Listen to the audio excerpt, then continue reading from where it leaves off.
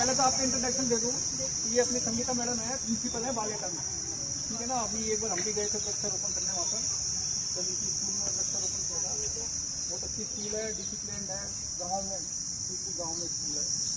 और ये blood donation इन्होंने 57 टाइम तो ब्लड डोनेशन कर दिया आपके। तो ये आज अपने बीच में आई है, तो ये अपना थोड़ा सा अपना अनुभव बताएंगे एक्सपीरियंस लाइफ का। तो इनको नोट करूँगा, आप बताइए। हेलो बच्चों, सब रोज आते हो यहाँ पढ़ने के लिए? प्रैक्टिस करवाते हैं आपके, है ना। छुट्टियाँ चल रही होंगी सभी की? पूरे साल ही आते हैं। अच्छा, तो पूरे साल ही आते हैं। मेरा इंट्रोडक्शन तो सर ने करवाई दिया, और ये बहुत अच्छी बात है कि आप लोग वास्तव में, आजकल तो क्या है कि लोग टीवी में मोबाइल में ज़्यादा लगे रहते हैं, लेकिन आप लोग यहाँ आते हैं, एक आपकी तरह से फिजिकल एक्सरसाइज हो जाती है।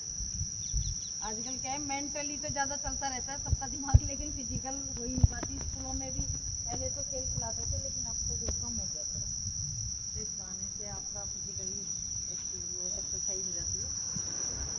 और मैं अपने अनुभव थोड़ा सा आपके साथ शेयर करना चाह रही हूँ। मेरी विशेष रुचि है ब्लड डोनेशन में। ब्लड डोनेशन के क्षेत्र में मैंने 57 बार खुद ने ब्लड डोनेट कर दिया, और ये एक बहुत ही पुण्य का कार्य है जिससे हम किसी भी व्यक्ति की जान बचा सकते हैं। लगभग 19,000 लोगों की मैं अब तक जान बचा चुकी हूँ, उनको ब्लड डोनेट करवा चुकी हूँ। एकदम इमरजेंसी में किसी का कॉल आता है कि मैम हमें ब्लड की ज़रूरत है, या किसी का एक्सीडेंट हो गया और उस समय एकदम मिल जाए ब्लड किसी को, तो सोचिए कि क्या होगा। वो ये समझेगा कि मुझे तो जैसे भगवान ही मिल गया हो। होता है ना हर किसी के लिए, जब कोई एकदम बिल्कुल बहुत सीरियस कंडीशन में हो, उस समय किसी को ब्लड की ज़रूरत हो और मिल जाए एकदम, तो मान लिए बहुत अच्छा कार्य है ये। तो हम चाहेंगे कि आप भी अपने जीवन में ज़रूर ब्लड डोनेशन का कार्य करें। और केवल ब्लड डोनेशन से ही नहीं, मैं तो लगभग स्कूल के सारे कार्यों से जुड़ी हुई हूँ। जहाँ भी मैं रही हूँ, मैंने हर जगह स्कूल का रिनोवेशन का कार्य भी करवाया है।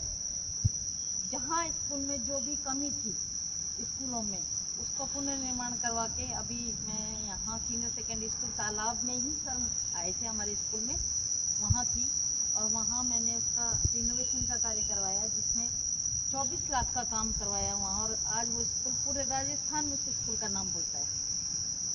तो अपने जीवन में कुछ ना कुछ ऐसा करें हम कि जिससे कि लोग हमें याद करें। नॉर्मली ज़िंदगी तो सभी जीते ना सभी।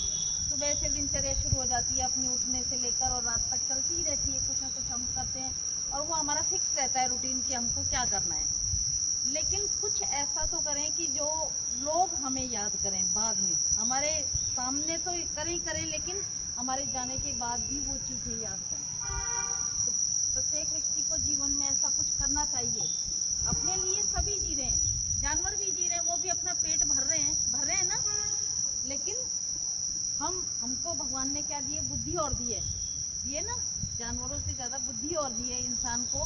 तो उस बुद्धि का कहीं भी ऐसा सदुपयोग करे अपने जीवन में, और कुछ अलग हटके, बिल्कुल दुनिया से अलग हटके कि इन्होंने ये काम किया है लेकिन मुझे तो ये करना ही है।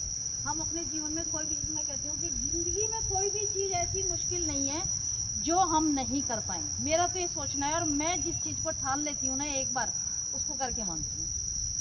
मैं थोड़ा सा आपको बता दूं कि मुझे राज्यपाल पुरस्कार भी मिला हुआ है। 3 बार शिक्षा मंत्री जी ने भी सम्मानित किया हुआ है।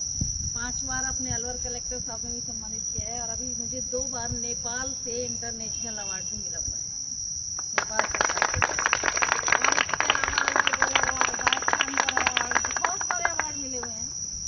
लेकिन जब हम कुछ अलग हटके करें, सबके साथ एक भेड़ चाल में चलें, तो कुछ नहीं होगा।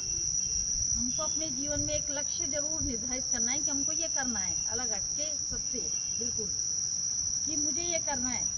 और जिस दिन आपने ठान लिया, उसी दिन से उस लक्ष्य के पीछे लग जाओ।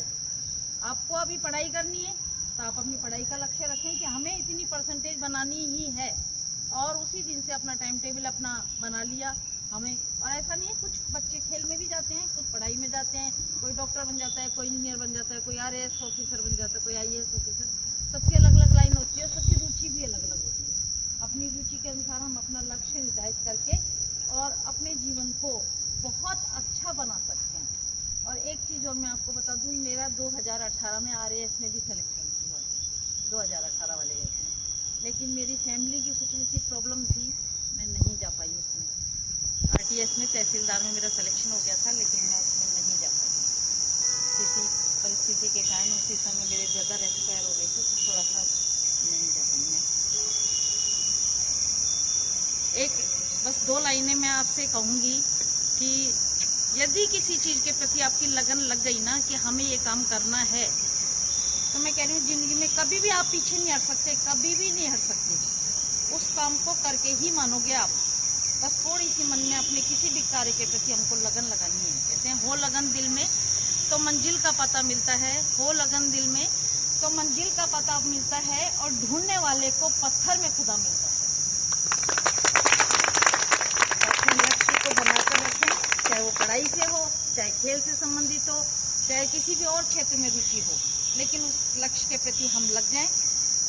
जिंदगी में संघर्ष करना ही सबसे बड़ा, मैं कहती हूँ कि संघर्ष करने वाला आदमी ही जीतता है।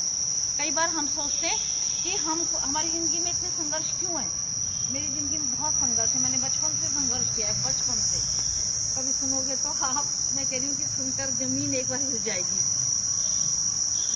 हमारा चेहरा लगता है कि हम मुस्कुरा रहे हैं, लेकिन इसके पीछे भी बहुत सारे दर्द होते हैं जिनसे हम गुजर कर यहाँ तक आते हैं।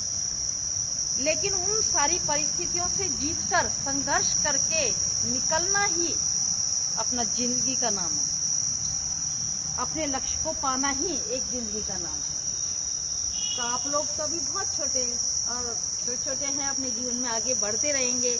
मेरी आप सबको शुभकामनाएं हैं बहुत सारी कि आप अपने लक्ष्य को जरूर प्राप्त करें, अपने जीवन में आगे बढ़ते रहें हमेशा।